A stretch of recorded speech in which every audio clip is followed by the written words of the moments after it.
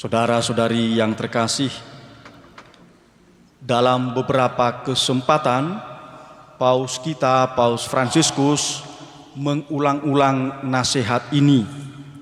Beliau mengatakan, saya tidak pernah bosan untuk mengulang bahwa gosip merupakan wabah dalam kehidupan masyarakat dan komunitas kita. Oleh karena gosip mengakibatkan perpecahan, mengakibatkan penderitaan, mengakibatkan skandal. Dan gosip tidak pernah membantu kita bertumbuh, tidak pernah membantu kita untuk semakin lebih baik. Saudara-saudariku yang terkasih, kalau kita amati, gosip itu merupakan cerita negatif tentang orang lain, atau bahkan cerita yang tidak benar mengenai orang lain, bahkan rumor yang disebarkan oleh orang-orang mengenai temannya sendiri, anggota keluarganya, atau orang-orang tertentu. Saudara-saudariku yang terkasih, dalam bacaan pertama kalau kita amati yang kita dengarkan tadi dalam Kisah Para Rasul bab 28 ayat 16 sampai 20 dan ayat 30 sampai 31, Rasul Paulus mengalami hambatan, bahkan dipenjara, ditangkap. Dia terhambat untuk menyebarkan Injil. Mengapa? Karena gosip di sekitarnya. Bangsanya sendiri menyebarkan gosip tentang dia, sehingga dia dibenci oleh banyak orang, dan karena itu dia ditangkap.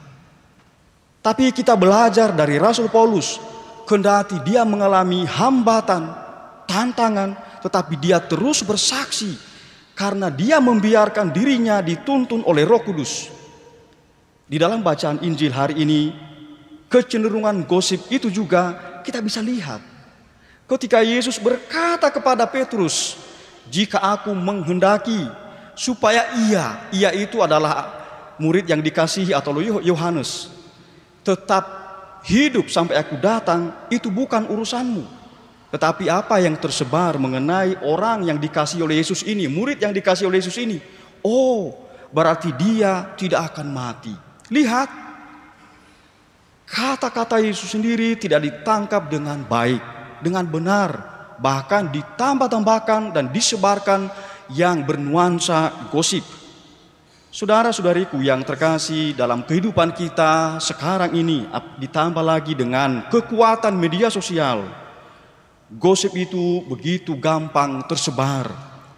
Maka marilah kita sebagai orang Katolik sungguh-sungguh menahan diri, mengontrol diri untuk tidak memulai gosip itu mengenai orang lain.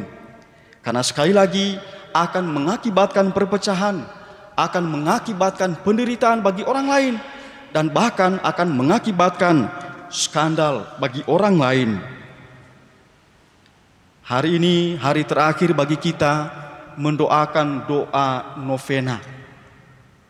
Marilah kita membiarkan diri kita dituntun oleh Roh Kudus. Karena kita tahu dan Yesus sendiri telah bersabda bahwa Roh Kudus adalah yang menuntun kita pada kebenaran. Kalau kita baca misalnya ya Injil Yohanes bab 16 ayat 13, Yesus berkata, jika ia datang, yaitu Roh kebenaran, maka ia akan menuntun engkau dalam seluruh kebenaran.